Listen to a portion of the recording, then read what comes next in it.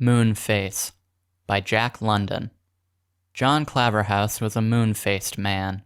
You know the kind. Cheekbones wide apart, chin and forehead melting into the cheeks to complete the perfect round, and the nose broad and pudgy, equidistant from the circumference, flattened against the very center of the face like a dough ball upon the ceiling.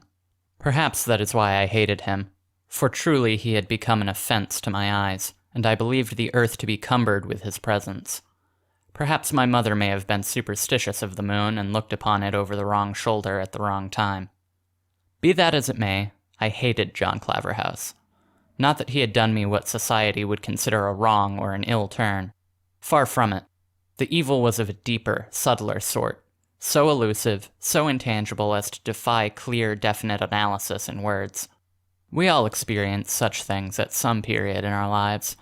For the first time we see a certain individual, one who the very instant before we did not dream existed. And yet, at the first moment of meeting, we say, I do not like that man. Why do we not like him?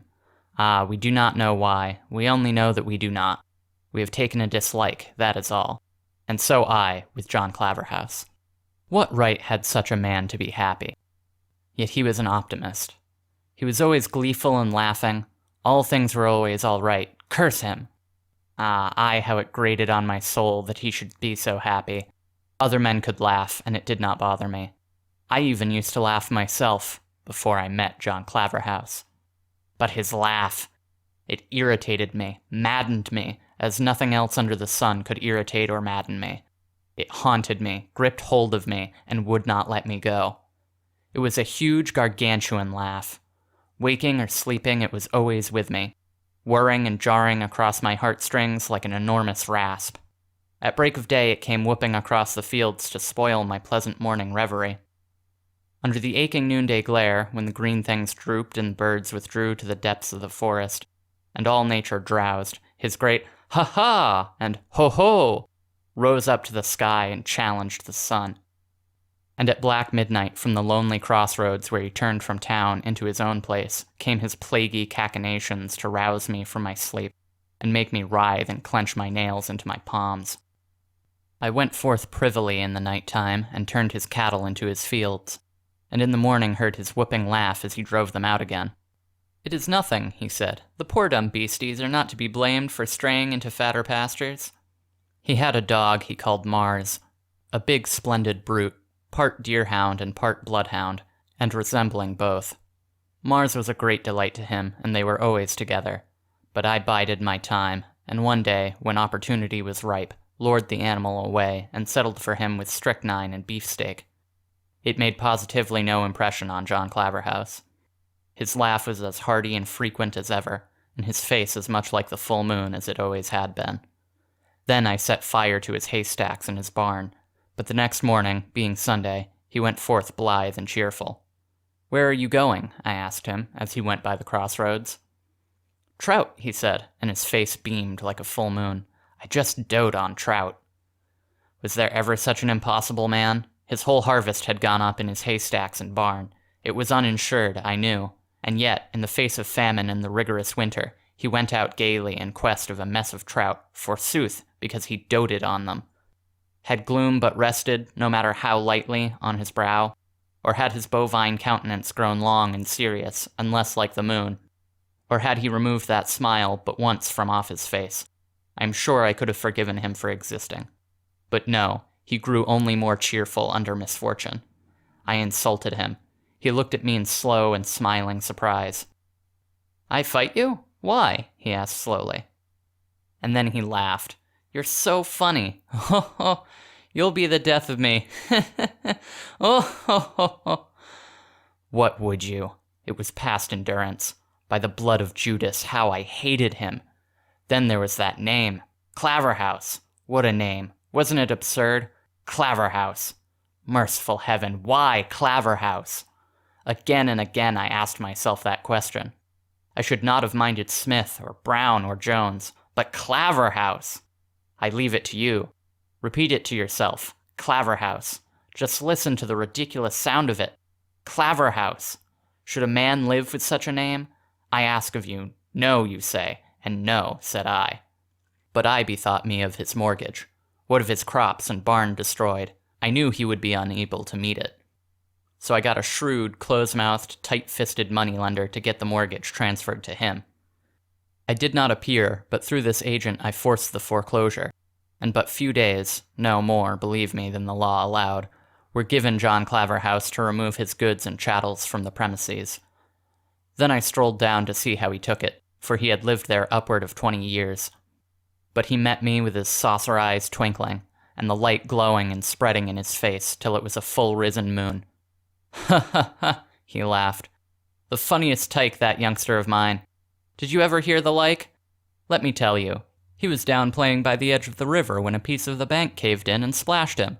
'Oh, Papa,' he cried, 'a great big puddle flewed up and hit me.' He stopped and waited for me to join him in his infernal glee.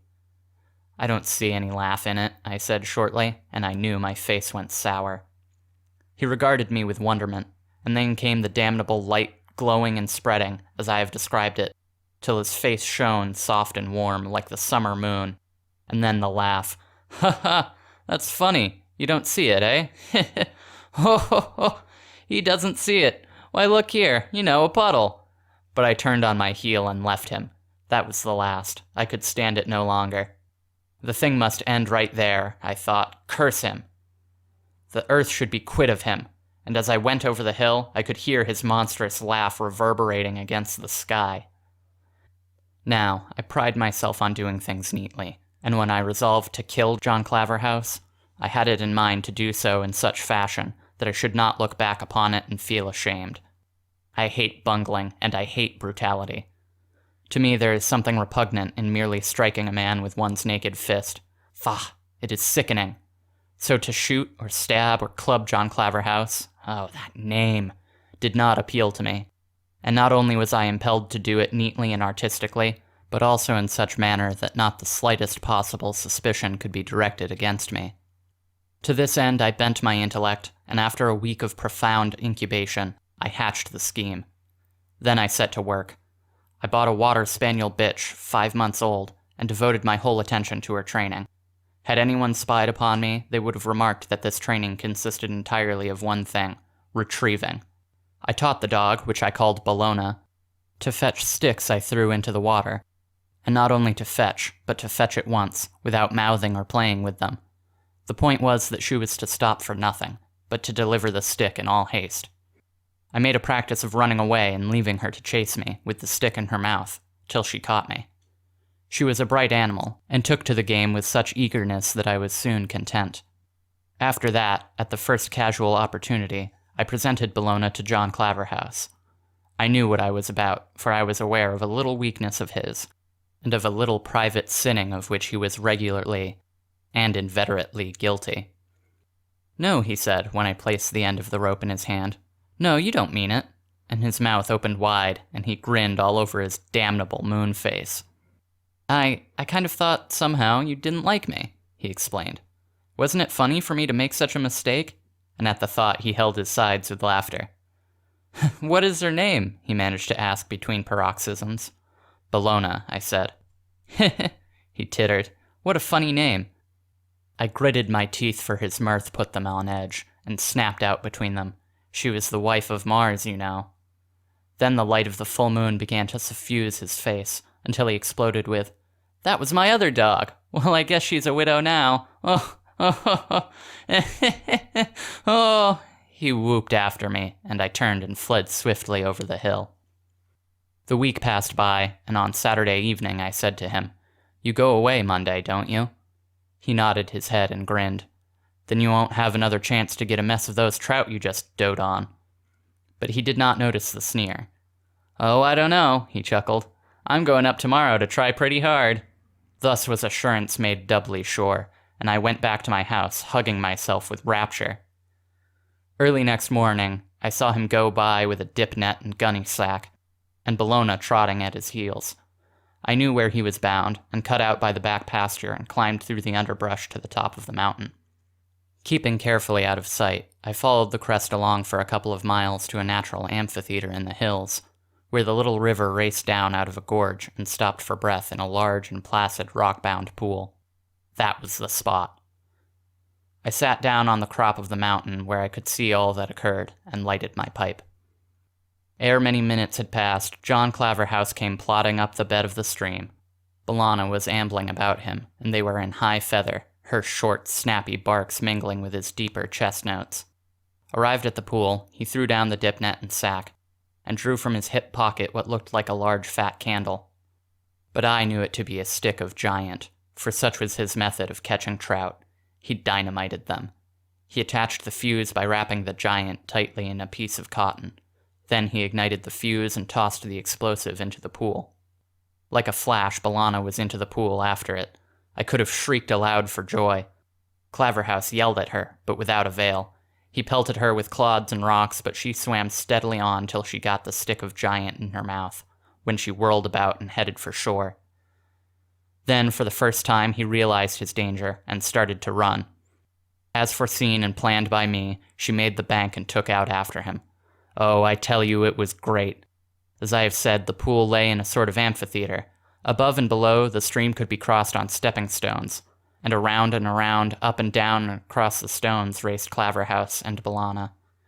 I could never have believed that such an ungainly man could run so fast. But run he did, B'Elanna hot-footed after him, and gaining. And then, just as she caught up, he in full stride and she leaping with nose at his knee, there was a sudden flash, a burst of smoke, a terrific detonation. And where man and dog had been the instant before, there was naught to be seen but a big hole in the ground. Death from accident while engaged in illegal fishing. That was the verdict of the coroner's jury, and that is why I pride myself on the neat and artistic way in which I finished off John Claverhouse. There was no bungling, no brutality, nothing of which to be ashamed in the whole transaction, as I am sure you will agree. No more does his infernal laugh go echoing among the hills, and no more does his fat moon face rise up to vex me. My days are peaceful now, and my nights sleep deep.